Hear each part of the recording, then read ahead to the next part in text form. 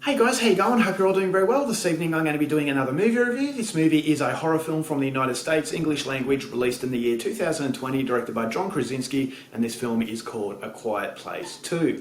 So A Quiet Place 2 takes place after the first film. It's a movie about a world that has been besieged by these creatures that have immaculate hearing, and they can attack whenever they hear someone move even. So it's a horrible place that these people find themselves in, and this movie takes place after the events of the first film, and it gives you a little bit of an insight into how these creatures came about terrorizing these people. So in this movie, you've got pretty much the people trying to survive. They find new surroundings, they find new survivors, and then they find a safe haven where if they are very careful, they could live life in peace. But unfortunately, nothing is ever that simple. So what happens at that point on, and whether these people can survive, is something you're going to have to find out for yourself, because that's as far as I'm going with my synopsis.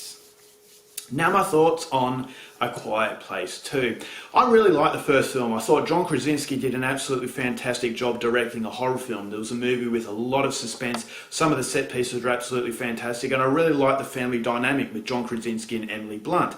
They are in a real relationship, so I actually thought that real relationship brought a lot of chemistry in. So I actually had a lot of emotional connection to what was going on, and that was a family with a lot of heartbreak, which was what happened in their past. So I thought it did a really good job at giving you really likeable characters without going into melodrama, but it didn't take too much time to set up the base as far as characterization is concerned, so therefore it could actually have a lot more time in what the draw card is, and the draw card was the monsters, and I thought the overall effects were absolutely fantastic. So coming into the second movie, I was really excited to actually finally get the chance to watch this movie because of the fact of the coronavirus pandemic. This movie had been on hold for so long, but when I finally got the opportunity to watch it, I was really excited and my expectations were very high. And after watching the film, I will say that as far as a sequel is concerned, it's a fairly good experience. It's a movie that does play very much off the first film. It doesn't strike up a lot of difference, which is unfortunately the biggest problem to the film, is because I thought as though it had an opportunity to be a little bit different. But it does play on the draw card that was the success of the first movie. And what you go into this movie to watch are the monsters and the horror set pieces. And I thought, once again, John Krasinski has made a really nerve-wracking film, and a movie that once again you have really likeable characters through very minimal sort of effort, in that it's not melodrama, it's not forcing it, it's not trying to shove it down your throat to the point where it's becoming irritating. I thought as though it just gives you enough depth into likeable people, and I've said this in other reviews, it doesn't take much to create a likeable person. Just make them non-arrogant, very polite, sort of good people, and it's not hard to make a good person. Unfortunately, a lot of movies fail to actually notice this, whereas John Krasinski realises this, and he just doesn't put too much effort into the characters to make them that likeable. They just come through very naturally, and that is down to the performances. I thought Emily Blunt was fantastic. Cillian Murphy is in this film. I thought once again he was very good. John Krasinski is in this movie very briefly, and it was always good to see him on screen, although I can never really get past the fact that he's always Jim from The Office, Jim Halpert. If you've seen the American version of The Office, you'll know what I mean. I just don't think as though he can really shake that character off, but he was still decent. I'm always happy to see him in a film, so I actually thought he has a lot of impact whenever he is in a movie, and this is no different. So the overall film, as I said, the effects are very good and the set pieces are very nerve-wracking, and so as far as suspense, it's one of the best suspenseful movies to come out in quite a while as far as the horror genre is concerned. But unfortunately, that is basically where the good aspects of the film stop, and this is where the negatives come into the film, is that once again, with a sequel, it's very hard to actually make it a different film, because if the first movie is very successful, audiences are going to come back wanting a lot more of the same.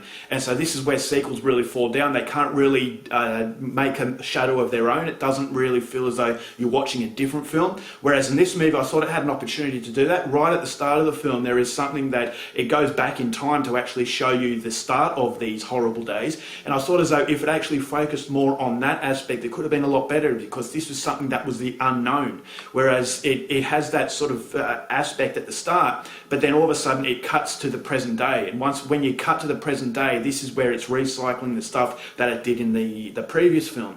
But then that first quarter of the movie I thought was very interesting. It was very spooky and freaky how this problem came about. When you look, there's a scene where they look into the sky. I'm not going to give anything away, but I thought that was really nerve-wracking. And I thought if they actually just paid a little bit more attention to that aspect, the first quarter of the movie, it could have been an absolutely fantastic sequel, because you're going into a film watching something that you hadn't seen before. So there's a lot of mystery in that aspect, but unfortunately that was just used as the platform to jump off. And once it jumps off its platform, it goes into the recycled sort of stuff that you've seen before. Yes, it's very well done, but I couldn't help but feel as though I knew what was going to happen because I saw it done in the first experience. And so apparently there's a third film, which is unfortunate because, again, I think it was just going to rehash what it's done before. And this is the curse of Hollywood, basically, is that you make a film that is very successful and you're just recycling the same stuff because it's a formula that's worked in the past, and you're not really going to expand off that because it's a risk.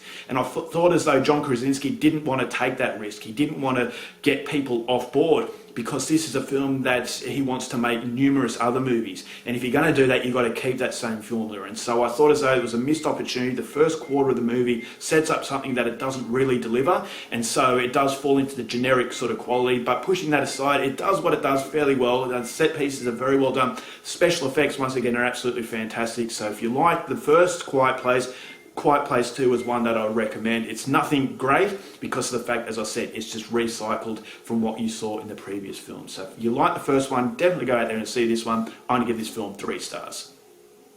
Alright guys, that's it for my review. Hope you enjoyed it. Till next time, keep watching movies, and I'll see you later.